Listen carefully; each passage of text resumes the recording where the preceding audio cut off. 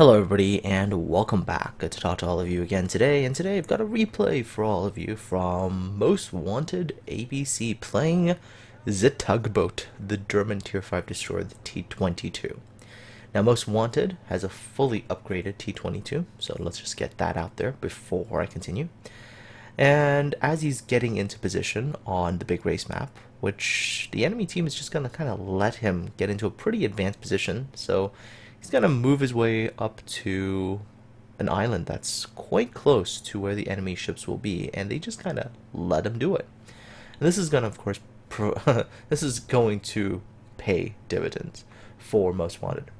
Anyways, while he's doing that, there's one other thing I do want to talk about, which is, so there has been some news on the World of Warships development blog about the French Tier 10 battleship. And I'll have another video discussing that thing in detail tomorrow, but oh boy. I'm not really sure what they were thinking when they decided to go with the ship that they decided to go with. Yeah, but we'll talk about that in a little bit more detail tomorrow. So back to this particular battle. And like I said, advanced position, right? Most Wanted gets over to here, and immediately in front of him there's an enemy Kawachi. So he's spotted because he's within detection range. He turns broadside. So come on, battleship, realize there's torpedoes heading your way. The low tiers. The low tiers are where you seriously get the most amusing things that happen. Like, you get up to the higher tiers and it just doesn't really happen anymore. And there it is, first blood, devastating strike. The Kawachi just continues to sail in a straight line. Low tiers is where seriously you just have things that happen and you're just like, how is this still happening? In this battle, you'll see it gets more and more and more like this. Anyhow, so so you'd figure the other battleships, seeing the Kawachi getting sunk by torpedoes, have probably gone on alert, you know, realizing that, hey, there's a destroyer here, better be careful. Well, you'll see. Had Most Wanted actually fired those torpedoes that he just fired at the prediction line, he actually, I think, would have hit those torpedoes. Instead, I think he might have played a little bit of a mind game on himself and was like, I'm going to try to go a little bit short of the predictor line because maybe the enemy Miyogi is going to be smart and try to slow down. It's the low tiers, actually. You can get away with a lot of things at the low tiers. Anyhow, so you'll see, torpedoes will just barely miss. Fire them a little bit further ahead, and that would have been devastating strike number 2. Luckily for that, Miyogi, however, does manage to get away. Alright, so Most Wanted is going to continue to stay right around this particular island, because this island is a very, very friendly island, offering a certain degree of cover, preventing him from being spotted, and then he's able to ambush stuff that comes around. Although the T22 can get away without needing to do this. If I remember correctly, it does have reasonably good concealment values. I believe it's 5.7 kilometers with a torpedo range that's 7.5. So one could, in theory, just completely just go around the map and stealth torping stuff. But for now, Most Wanted, I guess, prefers the cover of the island, and he's going to be able to, on occasion, get off some shots as well and set some fires. Now this is, again, when low tiers are just really amusing. The enemy ships know that he's here. He's been spotted. They should see the last detected icon. And yet they almost treat it like this T22 doesn't exist. Almost. I mean, sure, they, on occasion, dodge a few torpedoes here and there, but there's some serious, like, there's a destroyer here, but let's just kind of ignore him going on. Enemy Miyogi, 4.7 kilometers. Obviously, Most Wanted right now is in smoke, so not going to be spotted. Firing from smoke, the detection range is 2.3, which is a little bit more than the proximity detect of 2, so he's pretty safe for now. Another set of torpedoes out, this time leading correctly. Most wanted, just in the future. When you fire torpedoes, if you're watching the lead indicator move, right, it's indicating that the enemy ship is speeding up, or, you know, has maybe turned. And if you see that, don't be too hasty to fire, because your first salvo there, you fired a little bit hastily. The second salvo was a little bit better. Now, had you had both salvos lined up properly, I think you could have hit maybe one extra torpedo, probably gotten some more damage there, and maybe even a flooding. Anyhow, enemy Miyogi decides this is not a good idea, and decides to turn away. But if you look at the map, why don't the enemy team just push all the way north and just push around? I mean, they had enough battleships up here to just keep pushing, and yet they just didn't. Also, this Kaiser. Oh, this Kaiser. The destroyer is spotted around the island. The destroyer is about 2 kilometers away. This is not a good time to push up. This is a time to hit the stop key and start reversing and going backwards. But the Kaiser decides to come forward, and, well, at this distance, yeah. Nope. Gets just dev striked right there. And that is kill number 2 of a full HP battleship. The first being the Kawachi, but that being the second one. It's almost like Most Wanted just doesn't exist. You know, it's almost like he's not here. Even though he's been spotted by aircraft, surface spotted. It's amazing. It's like, Herder, the minimap doesn't exist. I don't see it.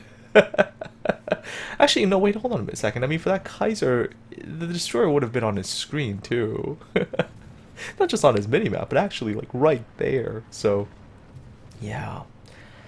Oh, the low tiers. The low tiers. They provide infinite amounts of entertainment. But if you thought that was bad, oh, keep watching. It gets so much worse.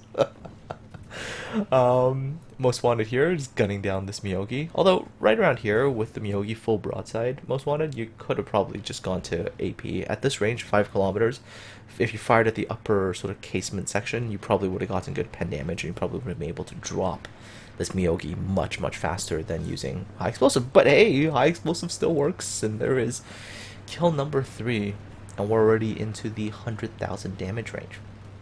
Alright. So, take a look right now at the total number of enemy ships versus ships on Most Wanted's team, and you'll notice there's a huge disparity. Most Wanted's team is down a whole bunch of ships, and he's the last destroyer. They have 1 more battleship and 1 more carrier. Enemy team has 2 carriers, a battleship, 3 cruisers, and a destroyer. In most regards, this is not gonna end well for Most Wanted's team. It's just not. The cruisers, the 3 of them, they're going to be able to bully a destroyer with, if they get assistance from the Nicholas. This should have been something that the enemy team should have just been able to clean up and win. But yeah, this is World of Warships. As shit happens. Seriously, when World of Warships came out with that logo, they put some thought into it. Because seriously, watch this. That Dugai Touré into the 3 torpedoes instantly gets dev strike. Here's a pincer movement from 2 cruisers. This Dugai Touré right here, and there is an Omaha coming up from behind Most Wanted. So if you look at the minimap, there's an Omaha there. Yeah. 2 cruisers at close range, armed with not only guns that can really wreck a destroyer, but torpedoes as well. And just watch this. Most Wanted backs himself into this little hidden area. Okay, not really a hidden area. This little, I don't even know what to call this, a little nook in the map. Okay, there's the Omaha. I'm not really sure what this Omaha is firing at. It's like, hey, you have a destroyer, point blank range. Do you wake up? Pay attention? No? No? Not at all? Torpedoes out.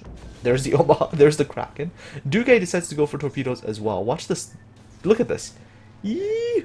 Gets dodge off. Gets torpedoes off on the Dugai. Yeah.